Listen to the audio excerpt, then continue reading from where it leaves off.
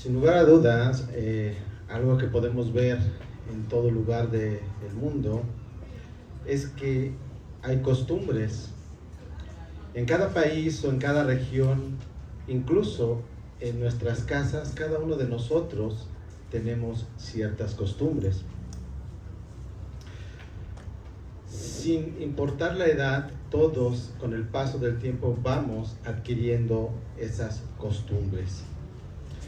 Esas costumbres muy probablemente nos fueron transmitidas por nuestros padres y a nuestros padres por nuestros abuelos, y así podemos seguir la cadena. Pero también es cierto que nosotros, conforme vamos creciendo, podemos crearnos ciertos hábitos que terminarán en costumbres propias. Pero ¿alguna vez te has preguntado por qué acostumbras a hacer ciertas cosas en ciertas situaciones de tu vida? ¿Por qué lo haces? Las costumbres las podemos encontrar en cualquier ámbito de nuestra vida, incluso aquí, dentro de la iglesia. Para muchas personas, hoy en día el asistir a la iglesia tristemente se ha convertido en eso solamente, en una costumbre.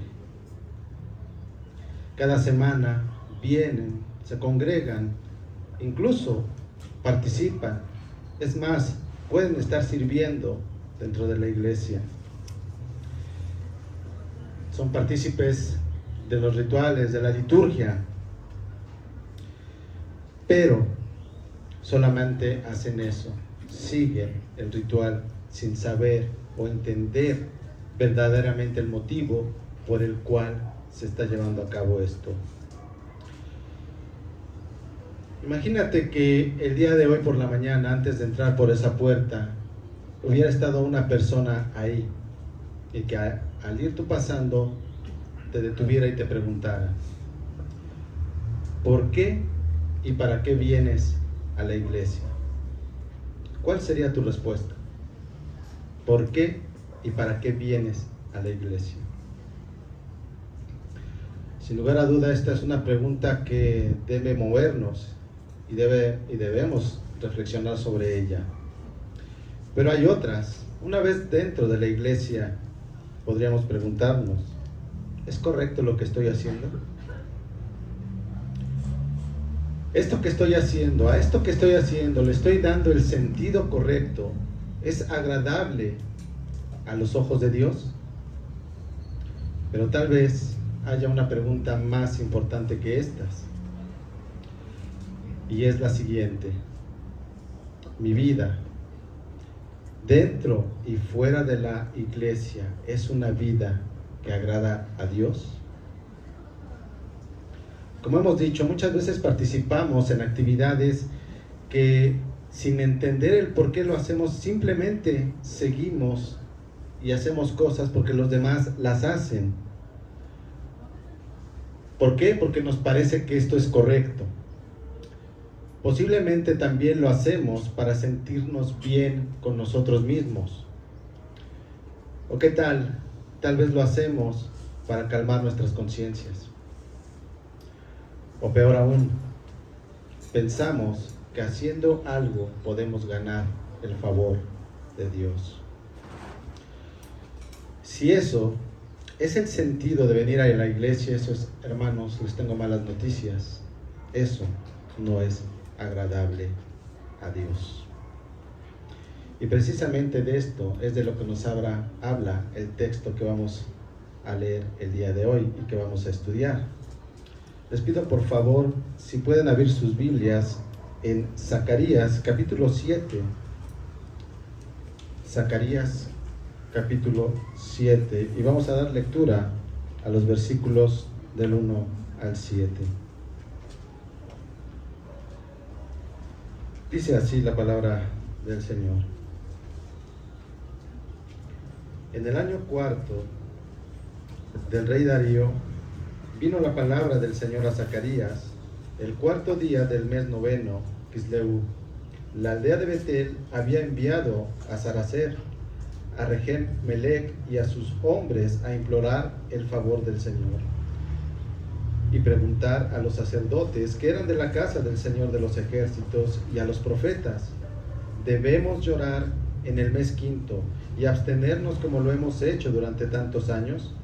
Entonces vino a mí palabra del Señor de los ejércitos: habla a todo el pueblo de la tierra y a los sacerdotes y diles: cuando ustedes ayunaban y se lamentaban en el quinto y el séptimo mes,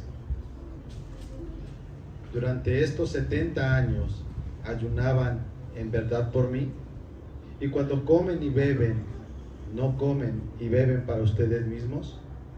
¿No son estas las palabras que el Señor proclamó por medio de los antiguos profetas, cuando Jerusalén estaba habitada y próspera, con sus ciudades a su alrededor, y el Negev y la tierra baja estaban habitados?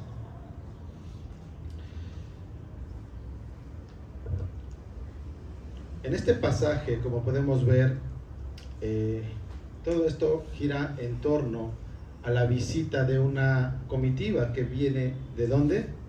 De la ciudad de Betel. Esta comitiva era una comitiva judía. Ellos provenían de una ciudad a la que habían regresado del exilio. Recordemos que provienen de ¿qué? De un exilio de 70 años. Betel era una ciudad que estaba aproximadamente a 19 kilómetros al norte de Jerusalén. Y como dato curioso, Betel había sido un centro de culto apóstata en el gobierno del rey Jeroboam. Y esto lo podemos ver en Primera de Reyes, capítulo 12, versículo 26 al 29. Primera de Reyes, capítulo 12, versículos 26 al 29 nos dice: y Jeroboam se dijo en su corazón: ahora el reino volverá a la casa de David, porque si este pueblo continúa subiendo a ofrecer sacrificios en la casa del Señor en Jerusalén, el corazón de este pueblo se volverá a su Señor, es decir, a Roboam, rey de Judá, y me matarán y volverán a Roboam, rey de Judá. Así que el rey buscó consejo, hizo 2 becerros de oro y dijo al pueblo: es mucho para ustedes subir a Jerusalén. Aquí están sus dioses, oh Israel, los cuales te hicieron subir de la tierra de Egipto. Puso uno en Betel y otro lo puso en Dan. Qué rey tan dadivoso. No quería que se cansaran para ir hasta Jerusalén a ofrecer los sacrificios. Pero como podemos ver desde aquí, ¿qué es lo que está sucediendo? ¿Era bueno esto? Claro que no. ¿Pero por qué empezaron a llevar el sacrificio a Betel?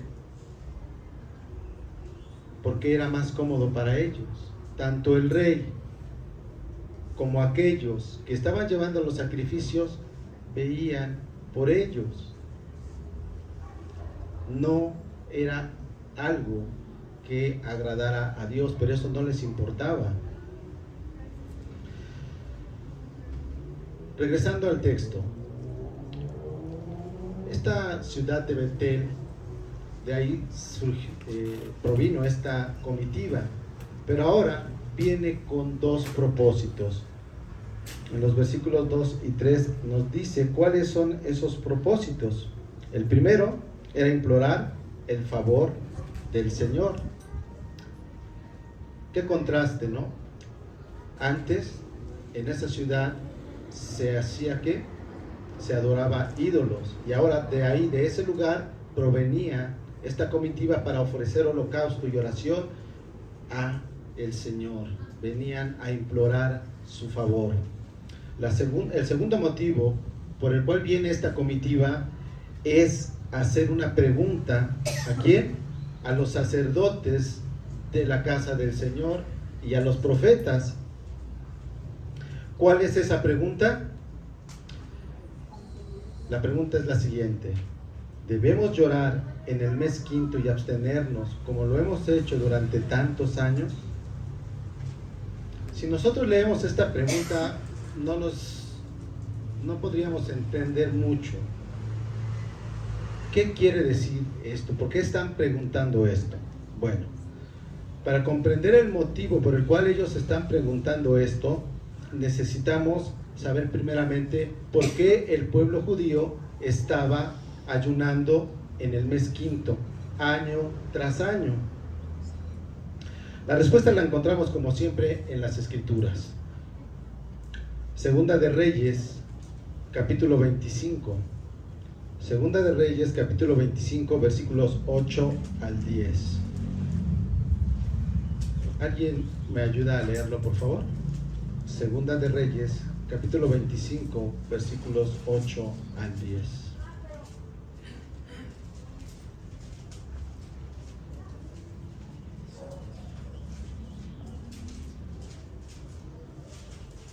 Segunda de Reyes, 25, 8 al 10.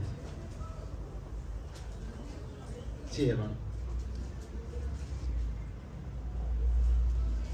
El mes quinto, a los 7 días del mes, en el año 19 de Nabucodonosor, rey de Babilonia, vino a Jerusalén Nabuzaradán, capitán de la guardia, siervo del rey de Babilonia, quemó la casa del Señor, la casa del rey y todas las casas de Jerusalén. Metió fuego a toda casa grande. Todo el ejército de los caldeos que estaba con el capitán de la guardia derribó las murallas alrededor de Jerusalén. Gracias, hermano. ¿Cuándo sucedió esto? Nos dice la Escritura. En el mes quinto. ¿Qué sucedió? Fue destruido el templo, fue destruida la casa del rey y toda casa grande.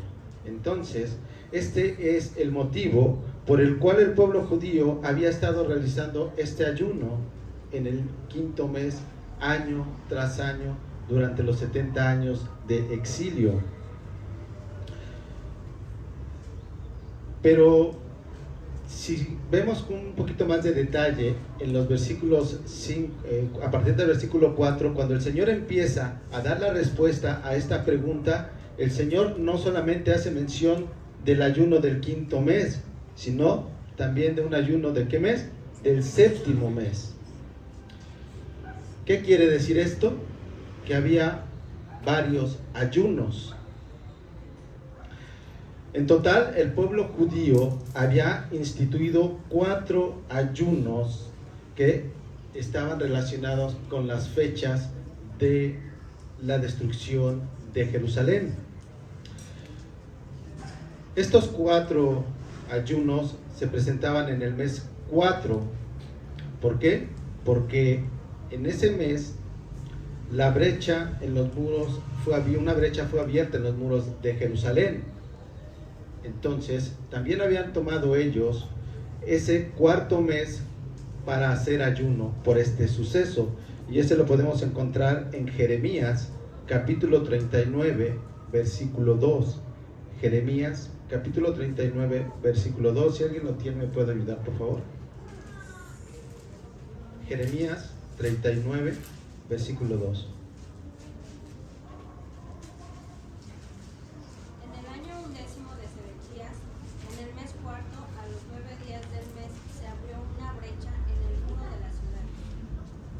Gracias, Joan. Entonces, en el mes 4, ellos también hacían un ayuno por este motivo. En el mes quinto, hacían el ayuno que se describe aquí en el texto y que ya lo leímos en Segunda de Reyes 25, 8 al 10. Pero también en el séptimo mes hacían otro ayuno, que es el que se menciona también en este pasaje de Zacarías. En el mes séptimo habían asesinado a Gedalías, que había sido el primer gobernador nombrado por Nabucodonosor después de haber tomado Jerusalén. Pero no solamente eso. Bueno, como dato, si quieren confirmar esto, el asesinato de Gedalías lo encontramos también en Segunda de Reyes, Segunda de Reyes, capítulo 25, versículos 23 al 25. Pero no solamente eso, sino también en el mes décimo hacían otro ayuno. ¿Por qué? Porque fue en el mes décimo cuando comenzó el sitio del ejército de Babilonia sobre Jerusalén. Y esto también lo encontramos en Jeremías 39:1.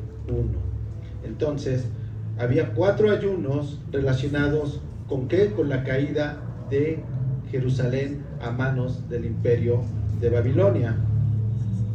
Bien, ahora ya sabemos por qué estaban ayunando estaba ayunando el pueblo judío. Pero aún así, como que no queda muy clara la pregunta. Vamos un poco más atrás. Vamos al versículo 1 de Zacarías 7. Ahí se nos da una fecha muy puntual. Se nos da día, mes y año. Hay ocasiones en que podría parecernos que la Biblia nos da datos que no son muy útiles. ¿Para qué se nos está dando una fecha tan precisa y tan exacta? Bueno, precisamente eso es lo que debe llamar nuestra atención, porque todo lo que está contenido en las Escrituras es útil para comprender el mensaje de Dios, para que podamos nosotros comprender lo que Él quiere transmitirnos a través de su palabra.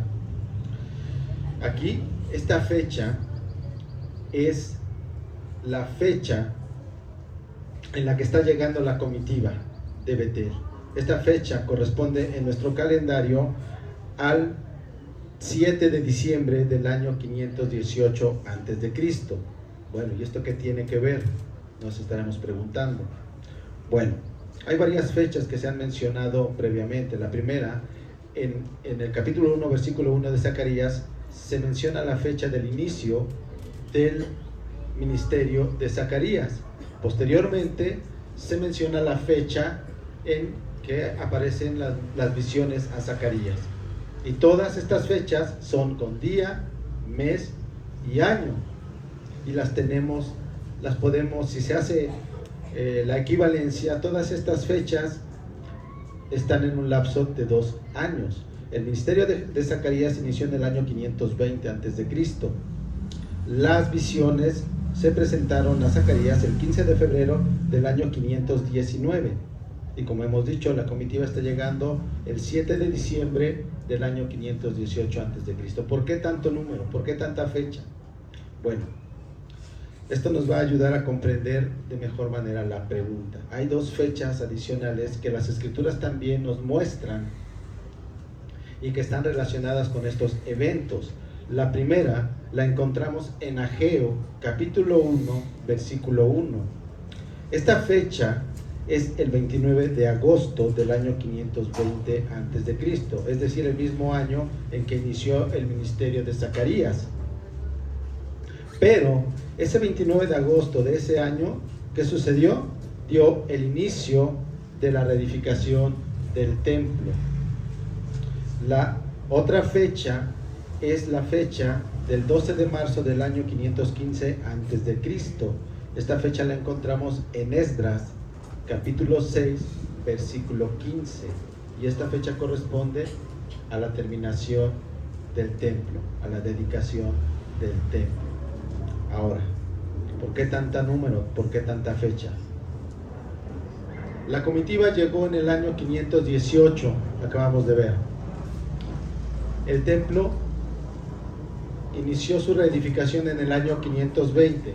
La comitiva llega en el año 518 y el templo se termina en el año 515. Han pasado 2 años desde que se inició la reedificación del templo. Entonces, este es el momento en el que se está haciendo esa pregunta. Entonces, ahora que sabemos por qué está ayunando el pueblo de Israel y lo que estaba sucediendo en la historia, tiene sentido esta pregunta. La comitiva de Betel pregunta: ¿debemos seguir haciendo esto?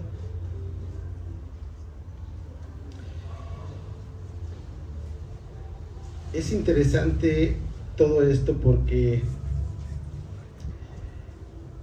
ha pasado prácticamente la mitad del periodo del tiempo que duró la restauración del templo.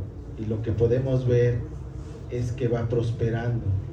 Ha llegado esta comitiva a preguntar, ¿tenemos que seguir haciendo todavía todo esto? El templo prácticamente tiene un gran avance en la reconstrucción. Se está cumpliendo aquello que el Señor nos dijo en las visiones. ¿Recuerdan? Que iba a prosperar, que iba a haber prosperidad. Entonces es por eso que está llegando la comitiva de Betel. ¿Tiene sentido que sigamos haciendo ayuno si el pueblo de Israel ya está en Jerusalén? Si el templo está prácticamente a nada de ser terminado, ¿tiene sentido que sigamos ayunando?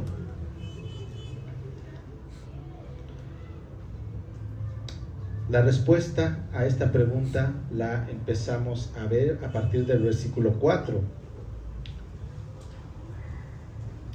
La respuesta que da el Señor a la comitiva de Betel es una respuesta bastante amplia. No se limita solamente a este tema puntual de seguir ayunando en el 5º mes. Y además, esta respuesta no solamente incluye a aquellos que están preguntando, sino que va a ser una respuesta para todo el pueblo, incluyendo a quién, a los sacerdotes. La respuesta que Dios dio a esta comitiva y que quiere que todo el pueblo de Israel escuche, fue dada a través del profeta Zacarías, a través de 4 mensajes. El primer mensaje es un mensaje de amonestación, y ese es el mensaje que vamos a ver el día de hoy. El segundo mensaje es un mensaje de arrepentimiento. El tercer mensaje es un mensaje de restauración, y el cuarto mensaje es el mensaje de regocijo.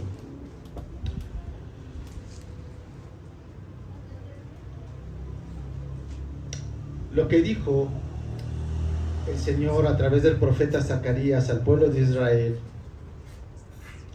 es lo siguiente: habla a todo el pueblo de la tierra y a los sacerdotes y diles. Cuando el Señor dice estas palabras, no quiere dejar de lado a ninguno. Incluye a los sacerdotes, a los profetas, al pueblo, a todo mundo. Esta respuesta a la pregunta de saber si se debe seguir ayunando y lamentándose en este 5º mes, inicia a través de 2 preguntas retóricas. ¿Cuáles son estas preguntas? En el versículo 5 y 6 encontramos estas preguntas. Cuando ustedes ayunaban y se lamentaban en el 5º y el 7º mes, durante estos 70 años, ¿ayunaban en verdad por mí? Y cuando comen y beben, ¿no comen y beben para ustedes mismos? En estas palabras, el Señor dice al pueblo de Israel, o más bien le hace una llamada muy fuerte, les llama muy fuerte la atención. Ellos no tenían que realizar estos ayunos, no tenían razón alguna de haber ellos instaurado estos ayunos. ¿Por qué? Bueno, porque como hemos dicho, eran ayunos autoimpuestos. El Señor nunca les dijo que ayunaran por este motivo, por esta causa, en esas fechas. Ellos solos habían decidido ayunar en estos meses. Ya no era necesario que ayunaran, porque recordemos que 2 años atrás el Señor, a través de las visiones de Zacarías, ya les había dado su bendición, les había dicho que Él estaría con ellos, que Él los prosperaría, pero ellos siguieron haciendo mes tras mes estos ayunos. Entonces esto lo único que deja ver es que eran rituales vacíos, eran rituales carentes de cualquier sentido espiritual, de cualquier sentido de acercarse verdaderamente a Dios. Esos ayunos no estaban dirigidos para nada al Señor, sino que con estas preguntas el Señor les dice: eso que ustedes están haciendo son simples fechas en un calendario que ustedes han conectado con sucesos que les han hecho sentir mal. Nada tienen que ver conmigo. Y cuando se hace esto, cuando se hace algún ritual, algún ayuno o cualquier otra cosa, si eso no está centrado en el Señor, es algo estéril, es algo que no tiene sentido. El ayuno y cualquier otra cosa que nosotros hagamos, si no está centrado en el Señor, es algo que es un fin y no un medio. El fin es ese solo acto.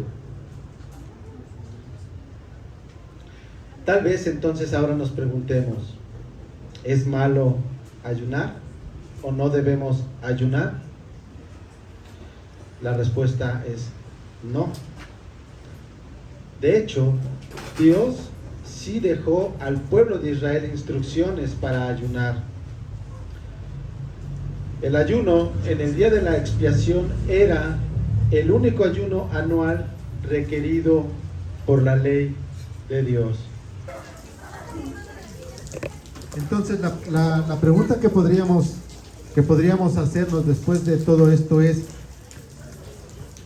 ¿está mal ayunar? Ahí nos habíamos quedado. ¿Está mal ayunar? Y decíamos que la respuesta era que no, porque Dios mismo había dejado instrucciones al pueblo de Israel de ayunar en el día de la expiación. Ese era el único ayuno que se requería en la ley de Dios. Y eso lo encontramos en Levítico, capítulo 16, versículos 29 al 31. Levítico, capítulo 16, versículos 29 al 31, que dicen: y esto será para ustedes un estatuto perpetuo. En el mes séptimo, a los 10 días del mes, humillarán sus almas y no harán obra alguna, ni el nativo ni el extranjero que reside entre ustedes, porque en este día se hará expiación por ustedes para que sean limpios. Serán limpios de todos sus pecados delante del Señor. Será para ustedes día de reposo, de descanso solemne, para que humillen sus almas. Es estatuto perpetuo. En estos versículos podemos ver que se repite 2 veces la frase, o hace referencia a humillar sus almas. Esto quiere decir que sí, esto incluye el ayuno, pero no solamente es dejar de comer. Aquí humillar sus almas nos indica que este ayuno debe de ir acompañado de un autoexamen, de una reflexión acerca de nuestra vida, de cómo hemos estado viviendo, cómo está siendo nuestro camino en la santidad. También se refiere a la búsqueda de Dios. Esa búsqueda de Dios ha sido una búsqueda genuina, una búsqueda sincera. También ese humillar sus almas se refiere a confesar los pecados delante de Dios y a pedir perdón por ellos. En resumen, humillar sus almas significa ayunar, pero ese ayuno debe ser también un tiempo entregado totalmente a Dios. ¿Cuántas veces no escuchamos que alguien está ayunando? En primera, eso es algo que la palabra nos dice que no deberíamos hablar, que no deberíamos decir. Pero muchas veces hay gente que ayuna y está viendo la televisión, está lavando el carro, está tal vez haciendo tarea, está estudiando, pero eso no es un ayuno en el que humillemos nuestras almas.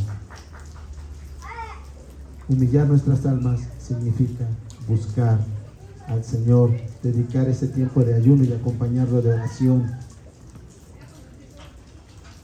Ese es el verdadero ayuno que agrada a Dios, un ayuno con un propósito, y el propósito es que nos acerquemos a Él. Pero ¿qué era lo que estaban haciendo los israelitas en aquel momento? Ellos no estaban haciendo este tipo de ayuno. Es por eso que el Señor les pregunta: ¿ayunaban en verdad por mí? ¿No comen ni beben para ustedes mismos? Estas preguntas en los versículos 5 y 6 nos dejan ver nuevamente que es un ritualismo lo que están realizando en ese momento los israelitas, carente de sentido totalmente, porque no lo hacían para el Señor. Eso que ellos hacían les era totalmente indistinto si ayunaban y se lamentaban o si hacían una fiesta, si comían y bebían. Ellos solamente estaban pensando en ellos mismos y no en el Señor. Como ya hemos dicho, el pueblo judío había instaurado estos ayunos.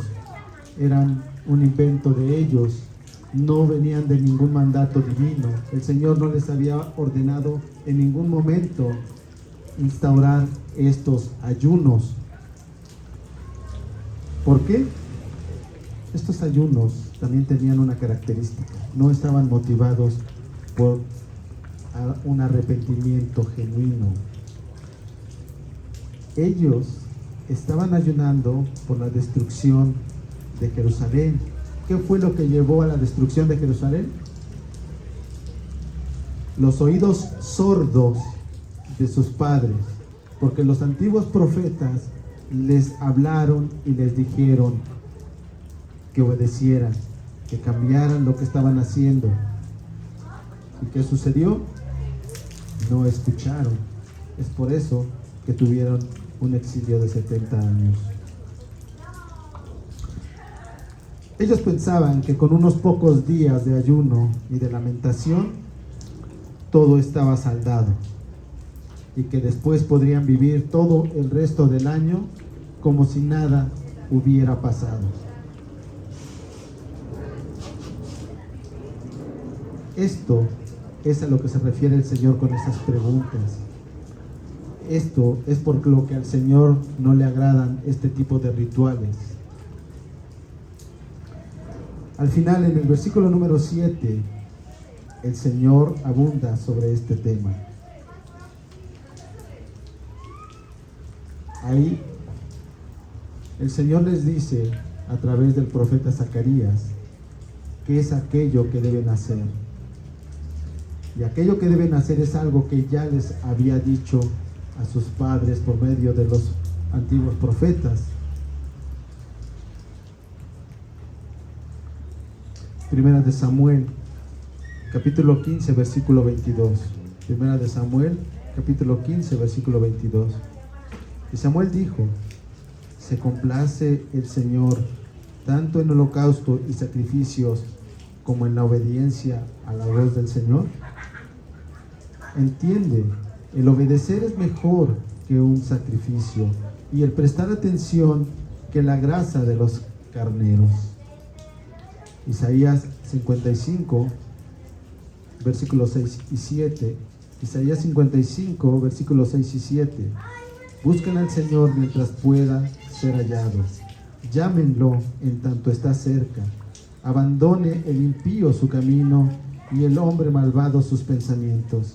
Vuélvanse al Señor, que tendrá de él compasión, al Dios nuestro, que será amplio en perdonar. A estas palabras hicieron oídos sordos los padres de esta generación a los cuales se está dirigiendo el Señor. Y el motivo de la consecuencia de este ensordecimiento de oídos fueron los 70 años de exilio. Y con esto lo que les está diciendo el Señor es que si ellos hubieran obedecido, no hubiera habido exilio. Y si no hubiera habido exilio, no habría necesidad, no habría habido necesidad de ¿qué? De instaurar estos ayunos. Eso es lo que el Señor les está diciendo en estos versículos. Por último, después de todo esto, lo que Dios le está diciendo al pueblo de Israel es que al igual que en aquellos años Eso mismo que le pidió a sus padres es lo mismo que les pide hoy. ¿Qué es eso que les pide? Obediencia. Porque si ellos, al igual que sus padres, reemplazan la obediencia con simples rituales, ellos también perderán el gozo, la paz y la prosperidad que están empezando a tener en esos momentos y que ha permitido que el templo avance, que la reconstrucción de la ciudad también vaya adelante.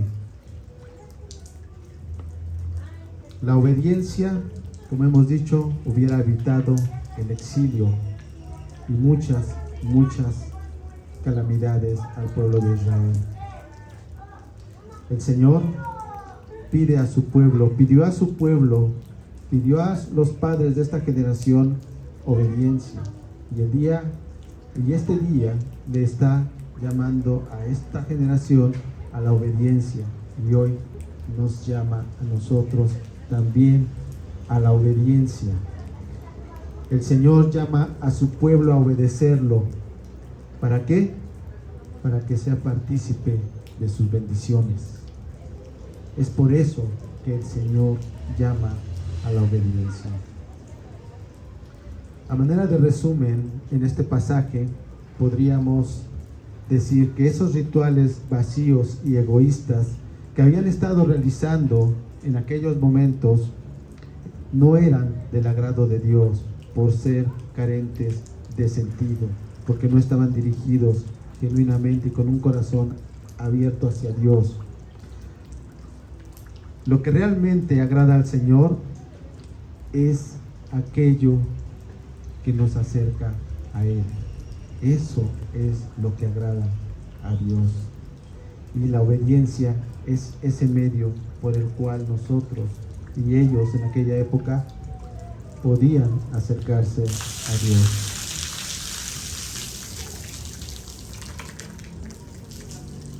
Algo también que debemos siempre recordar es que esa obediencia a la que nos llama el Señor es en todo momento, tanto en la prosperidad como en la adversidad. Si nosotros estamos pasando por problemas, si nosotros estamos pasando por tribulaciones, las Escrituras no nos dicen, no, en este momento ocúpate de tus asuntos, resuélvelos y después regresas. No, la obediencia a Dios es en todo momento. Haya abundancia, haya escasez, haya alegría, haya tristeza. Siempre el llamado del Señor a su pueblo es la obediencia.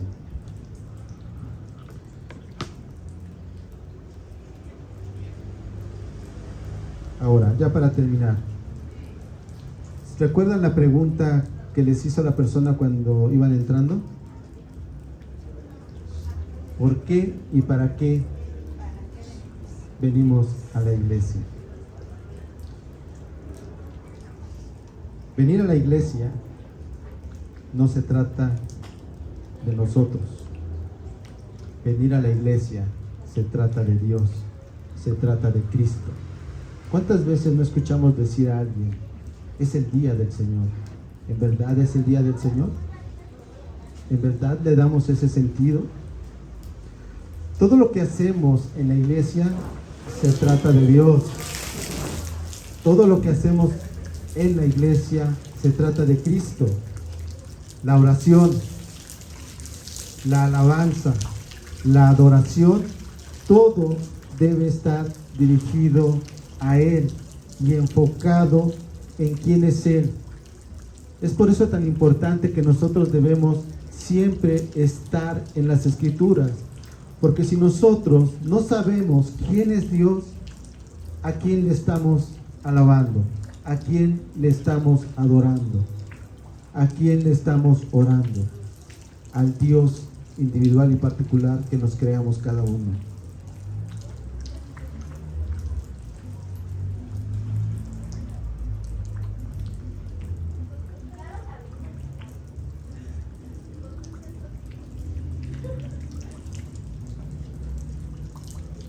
Ok. Pero todo esto no se restringe a lo que pasa en la iglesia, a lo que nosotros pasamos en este tiempo. De nada sirve que vengamos a escuchar su palabra, que nos estemos mojando, que estemos 30, 40, 50 minutos, 1 hora, 2 horas. De nada sirve que pasemos este tiempo escuchando su palabra si al salir por esa puerta no la ponemos en práctica. De nada sirve.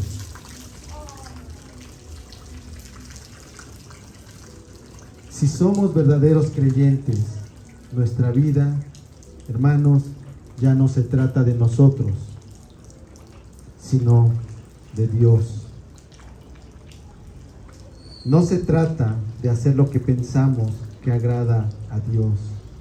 No se trata de hacer lo que pensamos que es correcto. No se trata de hacer aquello que calma nuestras conciencias. Se trata de obedecer a Dios. Eso es lo que Él pide de su pueblo.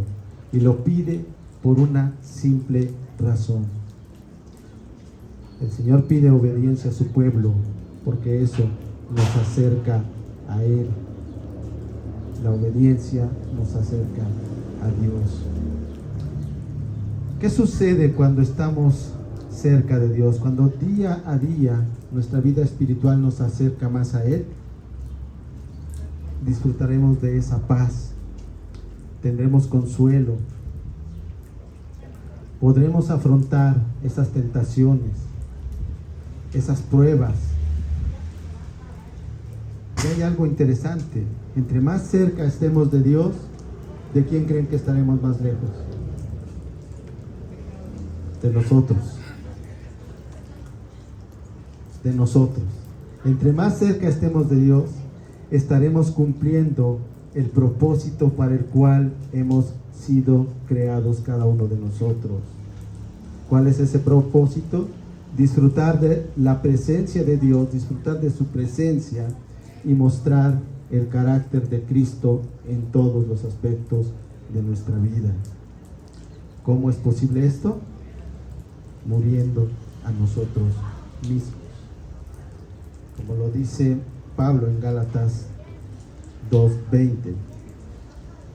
Con Cristo he sido crucificado, y ya no soy yo el que vive, sino que Cristo vive en mí. Y la vida que ahora vivo en la carne, la vivo por la fe en el Hijo de Dios, el cual me amó y se entregó a sí mismo por mí. Durante la semana, en casa, hemos estado viendo algunas películas y mucha reflexión. Lo primero, hermanos jóvenes, es que todo aquello que no nos acerca a Dios nos aparta de Él, nos aleja de Él. No importa si estamos dedicando tiempo a ver algo que no tiene un lenguaje ofensivo, algo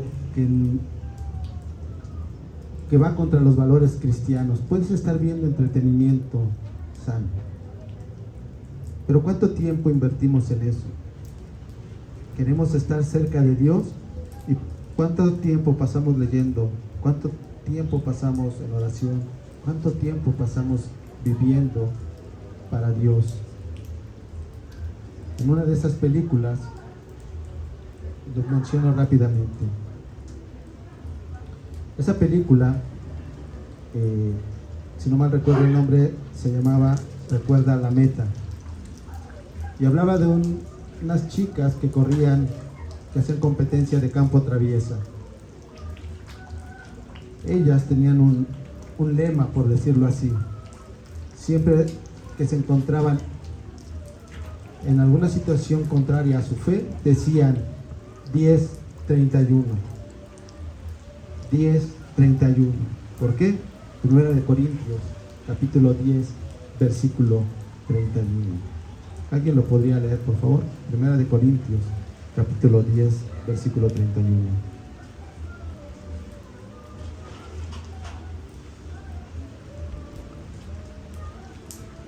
Si pues coméis o bebéis o hacéis otra cosa, hacedlo todo para la gloria de Dios. ¿Todo para qué? Para la gloria de Dios. Muy puntual dos ejemplos. En esta película, una chica empezó a ser cortejada por un chico, pero la chica tenía 15 años. Los padres no le permitían por la edad eso, pero lo empezó a hacer a escondidas de sus padres. Hasta que alguien le dijo en la película 10:31. Todo debe ser para la honra y gloria de Dios. Hermanos, el tiempo que dedicamos al trabajo, a la escuela, también es un tiempo que debemos sí dedicarlo, pero ¿qué sentido le estamos dando a todo eso? ¿Es algo que verdaderamente le da honra y gloria a Dios? ¿Queremos un trabajo para que nos adulen? ¿Queremos un trabajo para ganar más y descuidar la familia? Son muchas cosas las que tenemos que poner siempre delante. ¿De verdad le estamos dando honra y gloria a Dios con todas nuestras acciones? Por último, recuerda esto, hermano. Cristo vivió por ti y por mí. Y su vida perfecta hoy nos ha sido dada como justicia delante de Dios. Cristo murió por ti y por mí en la cruz. Y tu pecado y mi pecado fueron castigados ahí. Cristo resucitó al tercer día y Él venció la muerte. ¿Creen esto, hermanos? Si es así, creo que todos estaremos de acuerdo con el apóstol Pablo. Filipenses 1, versículo 21. Pues para mí el vivir es Cristo y el morir ganancia. Vamos a orar. Padre, gracias te damos, Señor, por tu palabra. Gracias, Señor, porque a través de ella tú nos muestras lo que es agradable a ti. Ayúdanos, Señor, a despojarnos de todo eso que nos estorba para verdaderamente entregar nuestra vida plena y absolutamente a ti, a través de nuestro trabajo, Señor, no buscando vanidad, no buscando nada, Señor, que ese esfuerzo, Señor, que sea un esfuerzo en el que podamos darte honra y gloria, Señor, que no nos aparte de ti el trabajo, la escuela, nada, Señor, pero que tú pongas en nosotros ese anhelo y deseo de hacer siempre lo mejor para ti, Señor, en todas las áreas, en el trabajo, en la escuela, en nuestra casa, Padre. Bendice, por favor, nuestra vida a través de tu palabra, Señor, y ayúdanos a que cuando salgamos por esa puerta verdaderamente vivamos para ti, Señor. Te lo pedimos. Tú nos has dado tu Santo Espíritu y es por eso que podemos hacerlo, Señor, porque sin ti nada podemos y en ti todo lo podemos, Padre. Gracias, Señor, por todo, por tu Hijo, por la salvación y porque hoy podemos ser llamados hijos tuyos. Gracias en el nombre de Cristo.